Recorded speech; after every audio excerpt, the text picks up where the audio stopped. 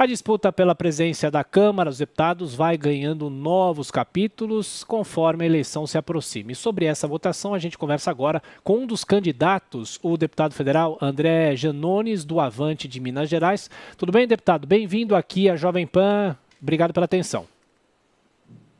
Bom dia, Tiago. Bom dia, Adriana. O prazer é todo meu. Estou à disposição.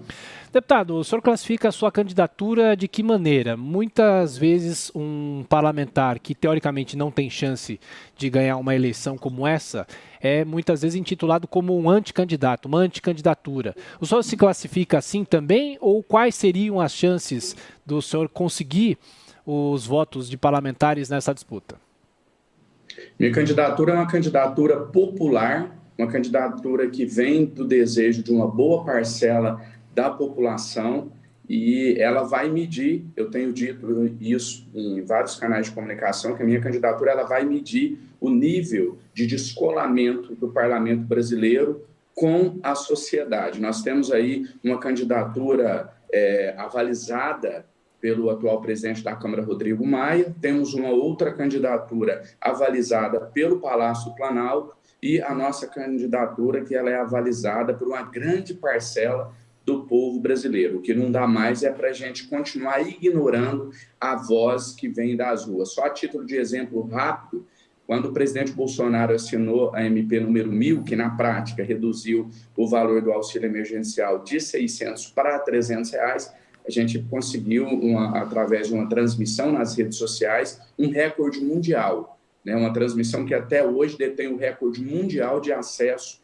nas redes sociais, foi a live mais assistida do mundo. E qual o reflexo disso no parlamento? Zero, nenhum. Acho que a nossa democracia, se ela está de fato amadurecida, ela exige que o clamor popular, que a voz que vem das ruas, tenha algum peso no parlamento, que ela ecoe no parlamento. O que eu estou propondo aqui não é uma eleição para a presidência da Câmara dos Deputados direta, onde a população decida quem é o presidente da Câmara. Não é isso que eu estou propondo. O que eu estou propondo é que a voz do povo, que o clamor popular, que a voz que vem das ruas, ela tenha algum peso em uma decisão tomada pelo parlamento. Então, eu acho que o amadurecimento da nossa democracia exige isso.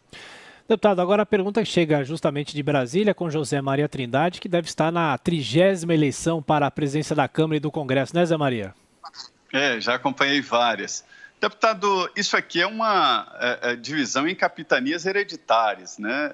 A gente vê que cada candidato ali aos cargos da mesa diretora querem um naco do poder no Congresso Nacional, no governo e na Câmara. Todo mundo quer saber de que lado vai ficar o poder. O senhor acha democrática essa disputa na Câmara dos Deputados? O senhor é candidato, evidentemente, e é importante que tenha candidatos assim para fazer discursos, mas o senhor acha democrática esta disputa na Câmara dos Deputados ou um jogo arrumado? O meu conceito de democracia, ele está atrelado ao conceito de participação popular. Eu sempre utilizo a frase de Abraham Lincoln, segundo o qual a democracia é um governo do povo, com o povo e para o povo.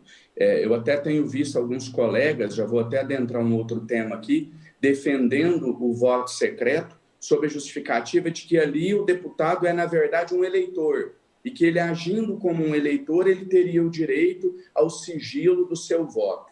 Porém, esquecem de mencionar uma diferença crucial. O eleitor, quando ele vota em seu próprio nome. Ele detém o direito de escolha, o direito do voto.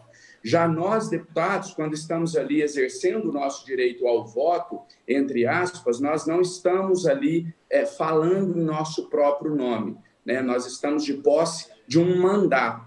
Então, nós estamos votando aquilo que o nosso eleitor quer que nós votemos. Nós estamos votando, na verdade, em nome do nosso eleitor. É um voto representativo. Então, eu não sou, a rigor, dono do meu voto. Eu represento uma parcela da população que confiou o seu voto em mim. Então, na minha opinião, respondendo de forma mais direta e objetiva o seu questionamento, Zé Maria, não vejo como uma manifestação da democracia as eleições que acontecem na Câmara dos Deputados para a escolha do seu presidente. É apenas um jogo de interesse.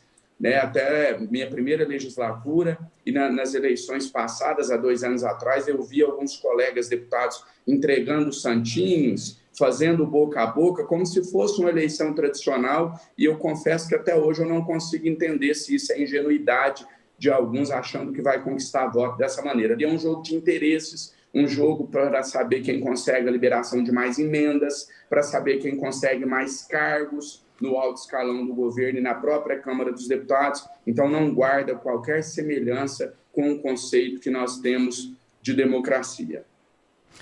E, deputado, como o senhor imagina uma agenda ideal para a Câmara dos Deputados nesse primeiro semestre? Existem vários assuntos importantes pendentes, como, por exemplo, as reformas tributária e administrativa, privatizações, o possível retorno do auxílio emergencial. O senhor parece, inclusive, que é a favor disso, e até mesmo mais de 50 pedidos de impeachment contra o presidente Jair Bolsonaro.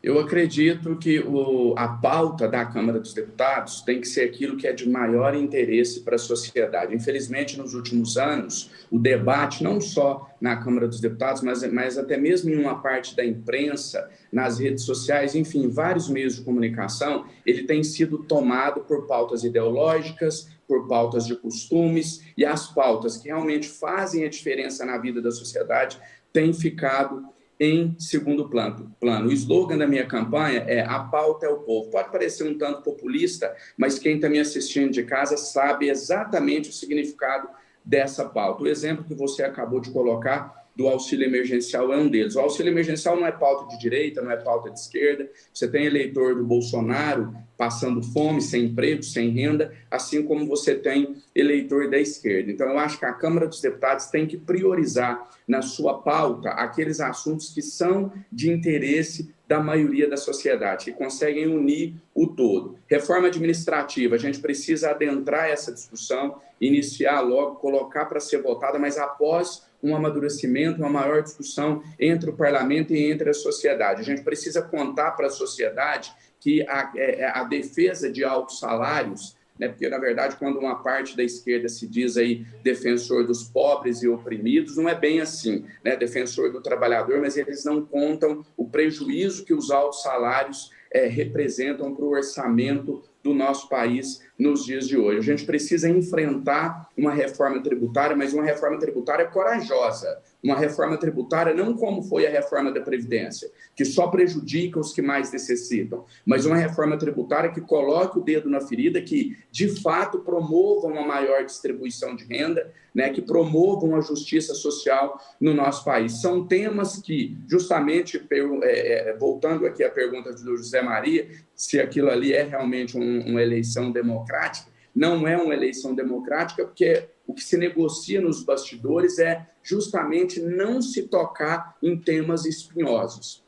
O auxílio emergencial foi um jogo de cena muito interessante da dita oposição. O Brasil não tem oposição, tem grupos que brigam pelo poder. A oposição é uma oposição burra, uma oposição pessoal, uma oposição que mira o presidente e não as ideias do presidente. E isso ficou muito claro na luta pelo auxílio emergencial com o jogo de cena que foi feito.